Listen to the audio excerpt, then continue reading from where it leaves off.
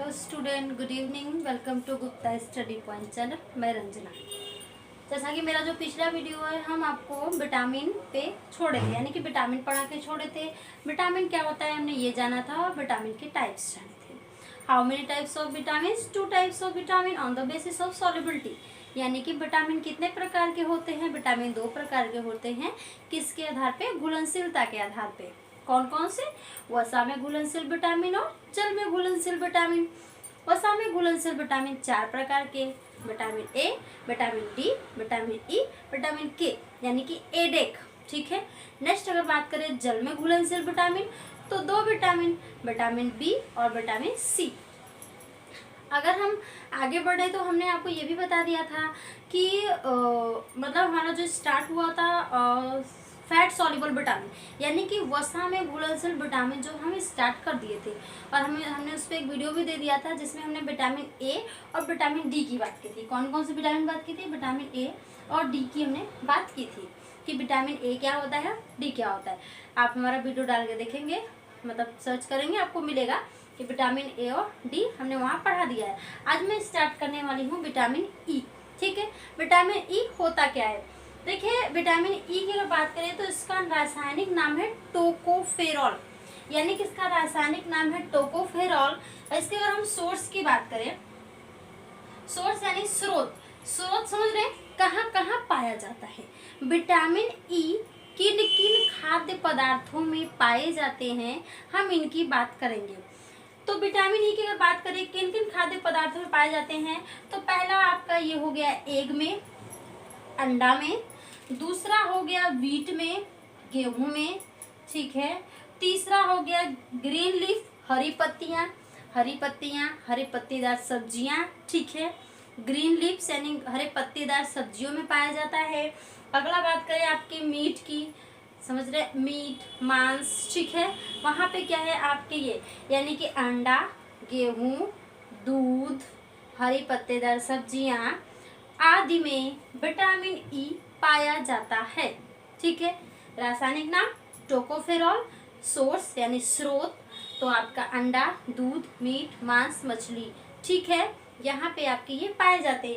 इनकी कमी से रोग क्या होता है, यानी कि डिजीज की बात करेंगे।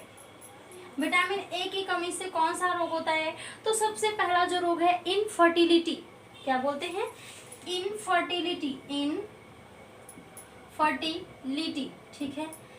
इनफर्टिलिटी का मतलब समझ रहे, बोलते हैं जैसे कि बांझपन, यानी कि बांझपन, यानी कि जैसे बोलते हैं यहाँ पे क्या होता है, हमारा जो सेक्सुअल ऑर्गन्स होते हैं उनमें क्या होती है, कुछ कमी होती है, या फिर बोले तो इस कमी से कभी कभी कहीं न कहीं इनके बालों का झड़ना, बाल का झड़ना, और इनफर्टिलिटी बोले बांझपन, यानी कि बच्चे का न होने में कहीं इन विटामिन ई का भी रोल होता है। अगर इनकी कमी होती है तो हमारे सेक्सुअल ऑर्गन्स के जो सेल्स है या सेल्स हैं वो डेवलप नहीं करते हैं, या उनको ये जो विटामिन है नहीं मिल पाती है, तो वहाँ पे ये रिप्रोडक्टिव ये बोले आपके रिप्रोडक्शंस के लिए हम फुल प्रिपेयर नहीं होते हैं, इसलिए इसको बोलते हैं इनफर्टिलिटी।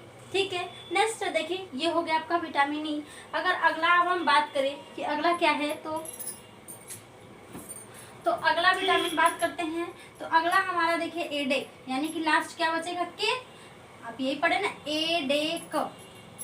देखिए कैसे, एडेक, विटामिन ए, ये पढ़े ना, ए डे के, तो ये बता दें एडेक, यही पढ़ा है।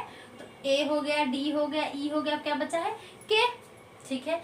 अब बचा है विटामिन के।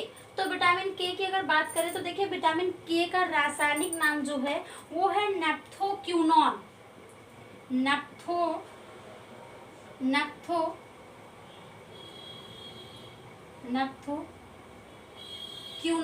ठीक है। नेप्थोक्यूनॉन क्या है? इसका रासायनिक नाम है। हिंदी में लिख दे, हिंदी में देखिए ऐसा आप लिख सकते हैं, नेप्थोक्यूनॉन क्या है? इसका रासायनिक नाम है। ठीक है।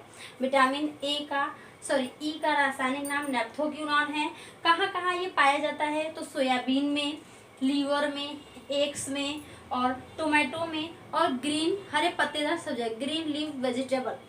कहाँ पे? सोयाबीन में, हरी पत्तेदार सब्जियों में, टमाटर में आदि जगहों में क्या है आपका नेप्थोक्विनोन यानी कि विटामिन के पाया जाता है।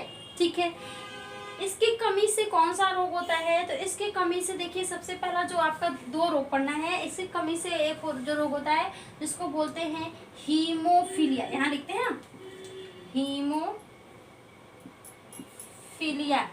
ठीक है, क्या होता है? हीमोफीलिया रोग होता है।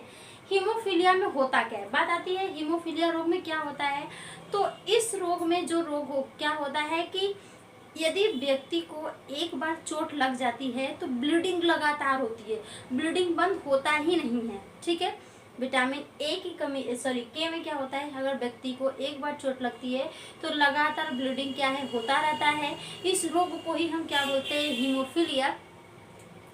बात आती है कि क्या हीमोफीलिया जेनेटिक है? यस, हीमोफीलिया क्या है? जेनेटिक है। ध्यान से सुनिएगा, जो हीमोफीलिया रोग है इस रोग के जो वाहक होते हैं यानी कि जो वाहक होते हैं फीमेल होती हैं, लेकिन इसके वाहक मदर होते हैं, लेकिन मेल में जाके ये क्या होते हैं? फादर। यानी कि जो देखिए ऐसे ये रोग सक्रिय रहता है, मेल में होता है। ठीक है, इसके वाहक ट्रांसपोर्टर का काम कौन करता है? वाहक कौन है? मेल। यानी कि एक पीढ़ी से दूसरे पीढ़ी में भेजने का काम कौन करता है? मदर करती है, मादा सेल। ठीक है, मादा सेल भेजने का काम करती है, लेकिन ये सक्रिय होता है जाके आपके फीमेल में, नर में जाके क्या होता है? ये सक्रिय होता है। यानी कि देखो हमारे अंदर भी हीमोफीलिया, अगर हमारे किसी पिछले जनरेशन में किसी को हीमोफीलिया हुआ है तो उसका जीन हमारे अंदर है, हम फीमेल के अंदर है। हीमोफीलिया रोग का जो जीन है हमारे अंदर है, लेकिन ये जो रोग है हमारे अंदर नहीं दिखाई देगा। हम इस रोग से प्रभावित नहीं होंगे। इस रोग से प्रभावित कौन होगा? तो इस रोग से प्रभावित होंगे हमारी जो मतलब कि फीमेल मेल। सॉरी यहाँ थोड़ा उल्टा हो गया है, सॉरी इसके लिए। देखो इस रोग का जो वाहक होता है फीमेल होती है, मादा कोशिका होती है, जबकि ये सक्रिय होता है किसमें जाके? मेल में। किसमें सक्रिय होता है? मेल में सक्रिय होता है, लेकिन इसको भेजने का काम कौन? एक पीढ़ी से दूसरे पीढ़ी में भेजते किसके माध्यम से जाता है? तो महिलाओं के माध्यम से, यानी कि मादा कोशिकाओं के माध्यम से होता है। लेकिन ये सक्रिय किसमें होती है? तो नर कोशिकाओं में होती है। ठीक है, और ये रोग ह्यूमन में होता है। ठीक है, human male, human female, human female फिर से भेजने का काम करती है, लेकिन एक्टिव होता है ह्यूमन मेल में। ठीक है, तो ये हो गया आपका हीमोफीलिया। अगर एक बार किसी व्यक्ति को चोट लग जा रहा है तो एक बार ब्लीडिंग स्टार्ट हुई तो वो ब्लीडिंग क्या है? बंद ही नहीं होती, लगातार ब्लीडिंग क्या है? होती रहती है। और ये रोग कैसा है? जेनेटिक है। ठीक है, किस में दिखाई देता है?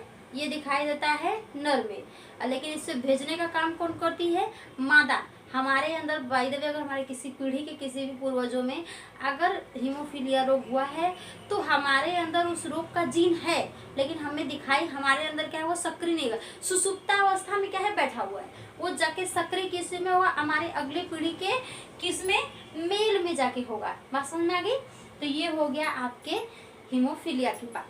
तो आप विटामिन वसा में घुलनशील विटामिन क्या है हमने पढ़ लिया। ठीक है, तो ये हो गया वसा में घुलनशील विटामिन। अब बात हम करेंगे जल में घुलनशील विटामिन की, कि जल में घुलनशील विटामिन क्या है और ये कितने प्रकार के होते हैं। तो सबको पता है जो वाटर सॉल्युबल विटामिन होता है, वाटर सॉल्युबल विटामिन, ठीक है, ये कितने प्रकार का होता है? तो ये 2 प्रकार का होता है। वाटर सॉल्युबल विटामिन 2 प्रकार का, बी और सी। ठीक है, बी और सी। अब हमारा जो नेक्स्ट वीडियो होगा वाटर सॉल्युबल विटामिन पे होगा। ठीक है, अभी आज के लिए इतना ही। धन्यवाद।